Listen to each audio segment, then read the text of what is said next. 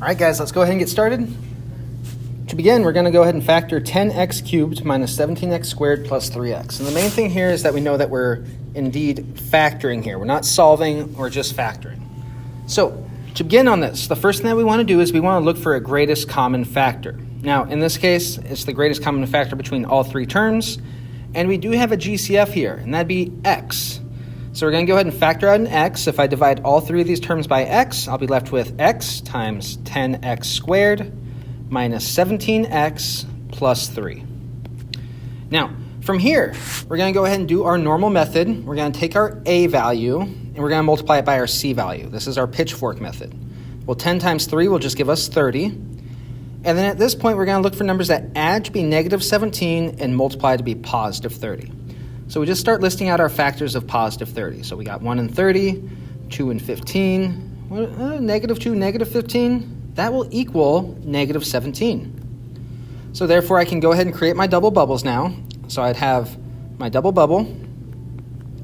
On the outside, I still have that x. That x hasn't moved from the outside. It's going to stay there. Inside both bubbles, we have x, because that's the variable that we're dealing with. And then we're going to have our two new terms, negative 2 and negative 15. Now, we're not quite done factoring this yet, though. So at the start, we multiplied by 10. We now need to undo that process. So I'm going to divide both of these bubbles by 10. When I do that, I'm going to go ahead and reduce these fractions down so that x is still on the outside. Then on the inside, I have x minus, 2 divided by 10 is 1/5. For our other bubble, I have x minus 15 divided by 10 is negative 3 over 2. I'll change that to green. Now at this point, we're almost done factoring. This is improper notation for factoring. So the last thing we have to do is we need to take our denominator, if we have one, and we're going to move that in front of the x inside the parentheses. So we now have x on the outside, that still has not yet changed, multiplied by 5x minus 1 times 2x minus 3. And this problem is now completely factored. Now, if I needed to solve for it, of course, this would have been set equal to 0 at the start, and then we would have solved with 2 equations at this point. Actually, 3 equations, because it's raised to the third power. And anytime that something's raised to the third power, we should have 3 answers. If it's raised to the second power, we should have 2 answers. And if it's only raised to the first power, then of course we only have 1 answer. All right, so let's go ahead and move on to our next problem. And I'll just go ahead and move through this really quickly. And as we can see, we have the same answer. All right, so today we are going to be working on 4.7, the concurrency theorems. The main thing is that you know your vocabulary for today. That is the most important thing for today. And you guys will be tested on this vocab, so take your time, but make sure that you know what's going on. Our topic is once again triangles. Our depth of knowledge is a level 4. And what you guys will be tested on is I can determine the points of concurrency, meaning circumcenter, incenter, centroid, and orthocenter. So again, 5 new terms here. A point of concurrency, the circumcenter, incenter, centroid, and orthocenter. Those are the 5 new terms that you need to know. Now, the other thing that you'll be tested on is I can determine the perpendicular bisector of the side of a triangle given the coordinates of the triangle. So given just coordinates, we can determine where the perpendicular bisector of that side of the triangle is. So let's go ahead and begin with our highlights. And these are going to be very important for us today. Extremely useful that you guys know these highlights. All of these highlights, all these terms, are found where all 3 segments intersect around or inside of a triangle. So these are all made with parts of a triangle, and they're all found on, in, or outside of a triangle. So everything's dealing with triangles still. So here's our highlights, and very important that you guys know these because, again, these will be on your test. So the first one that we have is the centroid. Now, a centroid is made up of 3 medians within a triangle. Now, if you don't recall what a median is, a median goes to the midpoint. It starts at a vertex of a triangle, meaning an angle of a triangle, and it intersects the midpoint of the opposite side. So to find the centroid, I would need to find the location where the medians of a triangle intersect each other. Now, the key point about centroids is that one part of the centroid will be twice the length of the other. The longer part of your median will be twice the length of the shorter part of your median. So that's something unique about centroids.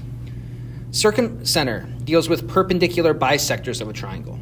So each triangle will have perpendicular bisectors, and each side length of a triangle will have one as well.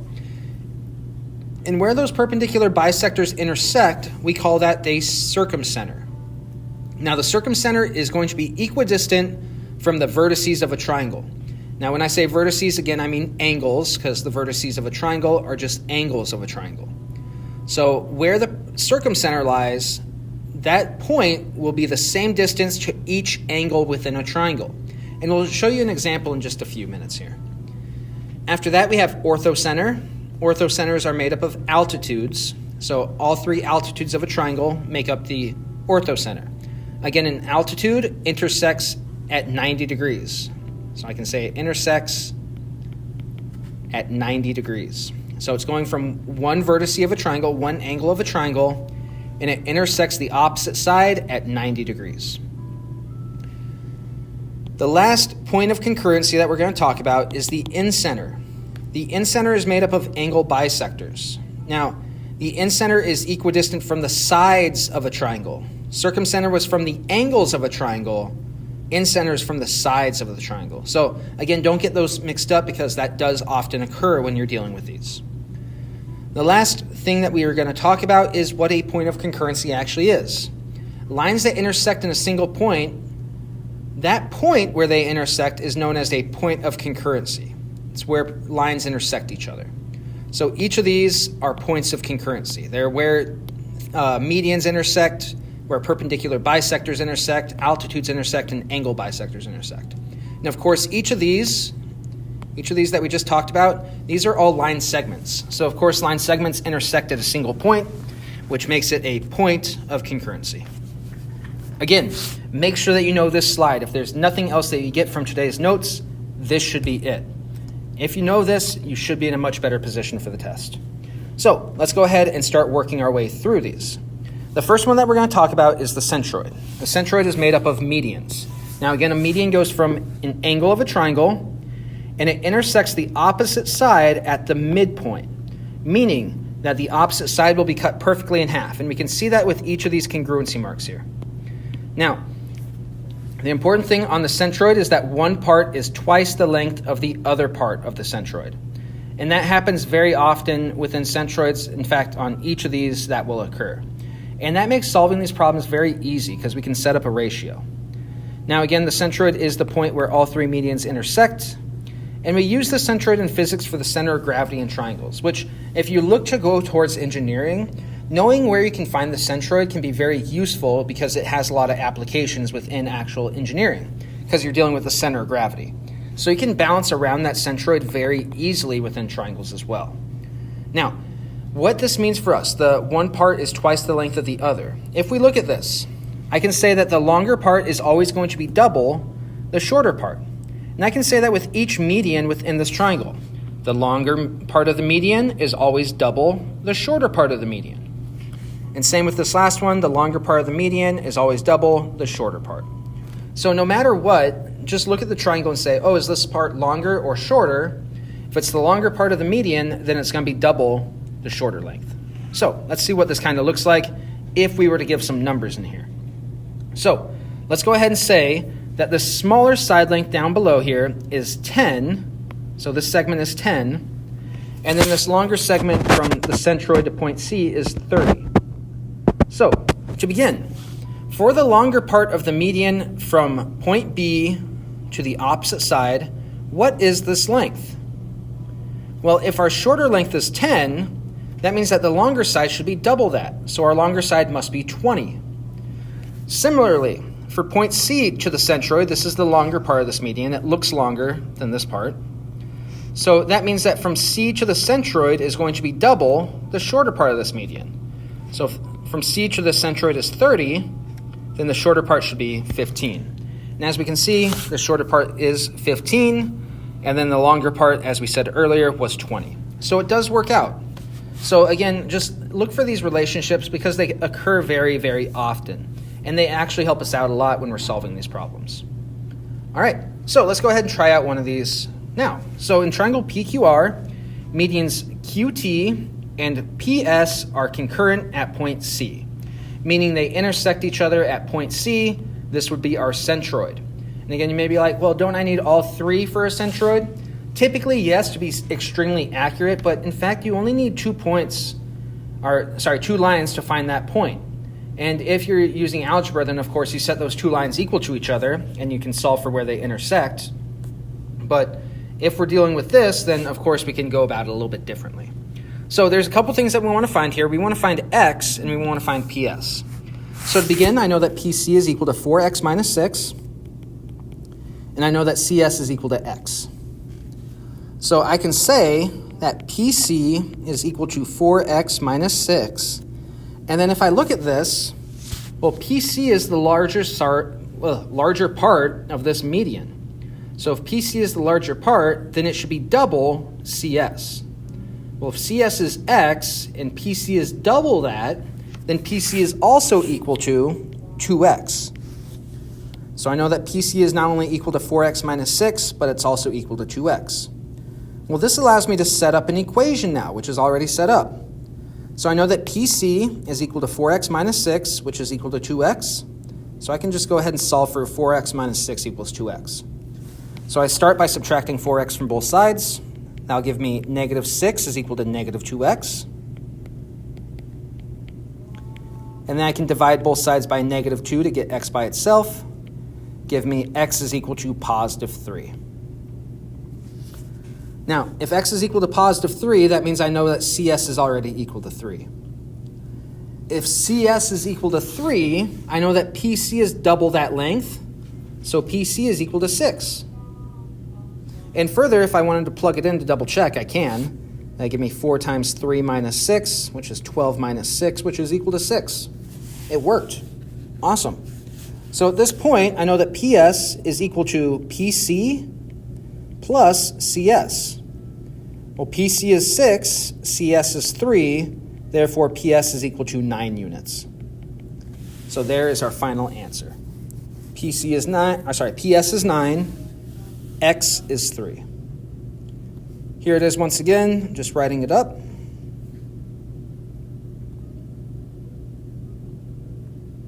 And we can see that we finally get PC is equal to 6 and PS is equal to 9. All right, let's go ahead and move on.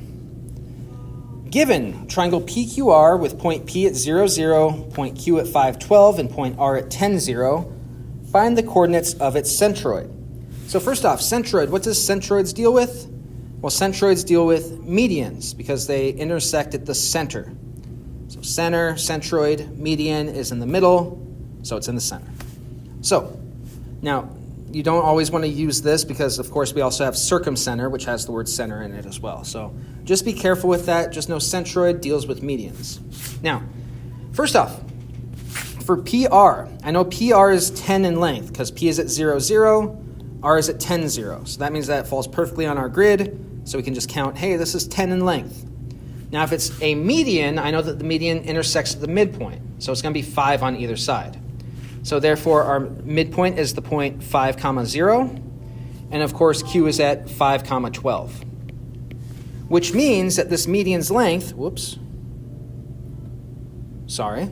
that means that this median's length is going to be 12 units total. Because if we look at this, it goes straight up and down. My X values remain the same. My Y values change, so it's a change of 12 units. Now, I'm just going to go ahead and draw an arbitrary median from point P to the opposite side. And again, I don't know exactly if that's perfect or not. I'm not looking for that exact point right now.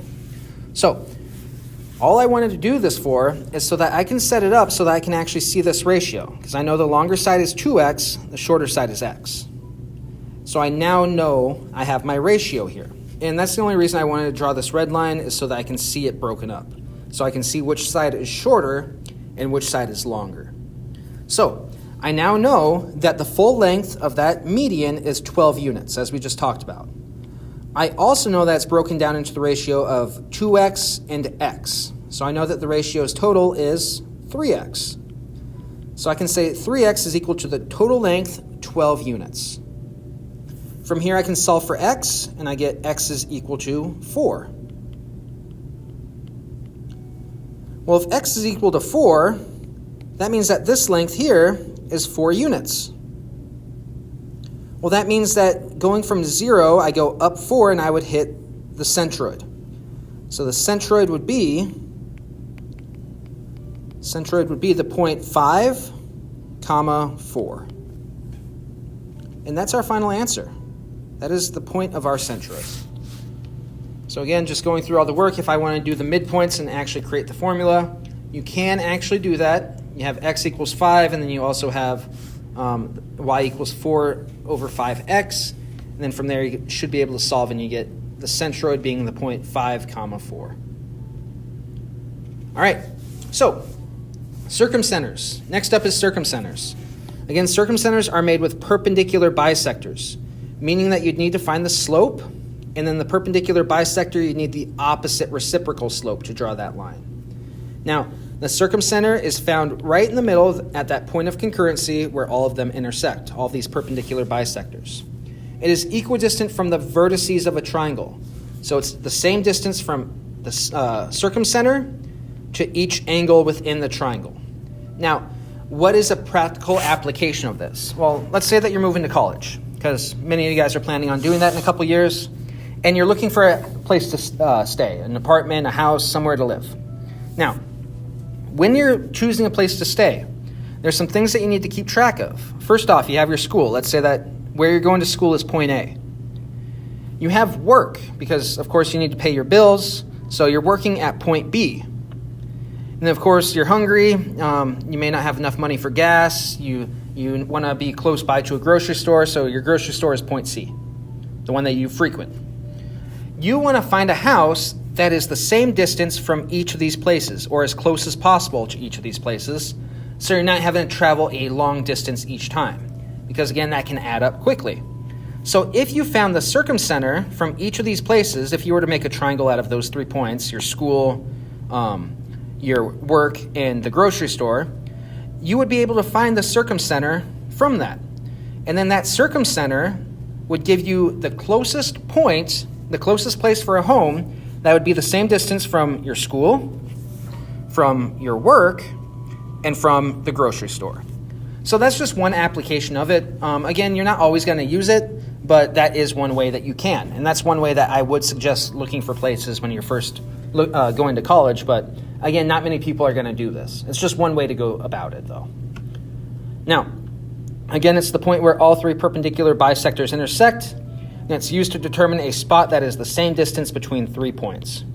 So let's say that we were selling food, and we have 3 places that we're selling food.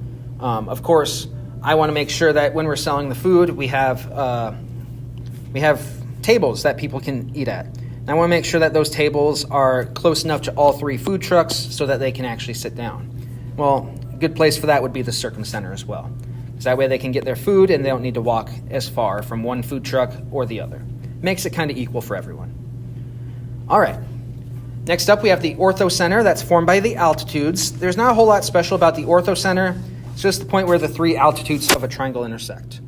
Again, in altitude, just in case we forgot that definition, an altitude starts at an angle of a triangle, and it intersects the opposite side at 90 degrees.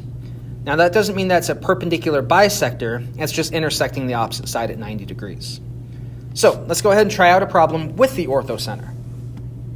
Given triangle RST is with R as being at -3, 2, S is at 4, 5, and T is at 7, -2, find the coordinates of its orthocenter, meaning that we're using altitudes. So the main thing here is that we're going to find the slope of each side of the triangle. If I do that, it will help me find the altitude, because then I can look for right angles. So first off, let's find the slope of RS. Now the slope formula, again, if you don't remember, is y2 minus y1 over x2 minus x1. For the slope of RS, that would give me 5 minus 2 over 4 minus -3, which gives me a slope of 3 over 7. For ST, for the slope of ST, we would have 5 minus -2 over 4 minus 7, which gives me the slope of negative 7/3. And then for the slope of RT, we have negative 2 minus 2 over 7 minus negative 3, which is negative 4 over 10, which of course we want to reduce down to negative 2/5. Now looking at all of these slopes here, do we notice anything? Well, yes, the first two slopes specifically. These first two slopes are opposite reciprocals, which implies perpendicular lines, meaning point S, angle S, is a right angle. So we have a right angle here. Now, if we recall what an altitude is, it goes from one point on my triangle, one angle on my triangle, and it goes to the opposite side and intersects at 90 degrees. Well, where does that happen? Well, if I draw my altitude from point T to side RS where it intersects at 90 degrees, it happens right here at this right angle. So therefore, I have an altitude for both of these segments, for RS and ST. And they both intersect at point S. So point S is my point of concurrency. Point S is my orthocenter. It's where the altitudes of this triangle intersect, triangle RST. Now, just as a heads up, if you're given a right triangle, the orthocenter will always be where the right angle is located. Again, if you're given a right triangle, the orthocenter is always found where the right angle is located. That is a very easy way for you to find an orthocenter if you have a right triangle. If you don't, then of course, we would need to go ahead and create equations and create lines and have to find opposite reciprocal slopes of these various slopes that we found already. So it'd be a lot more work if it's not a right triangle, but it is still possible by setting up equations. All right.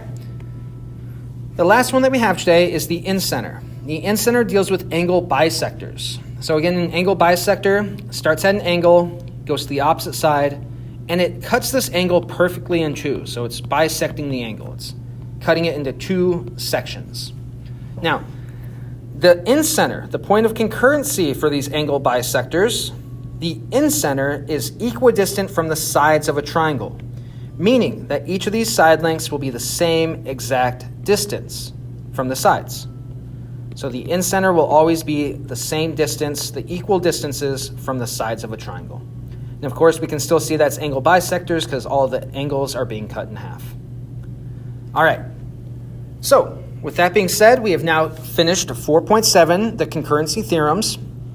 Again, our learning target, our topic was triangles. The depth of knowledge is a level 4 because, again, lots of vocab to memorize.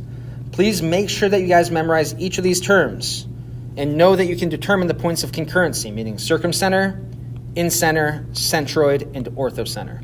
You will run into questions like that on the test. Very important that you get comfortable with it and that you know what's going on with these. Of course, if you have any questions, please let me know. But thank you guys so much for watching. I hope that you have a great rest of your day. Take care.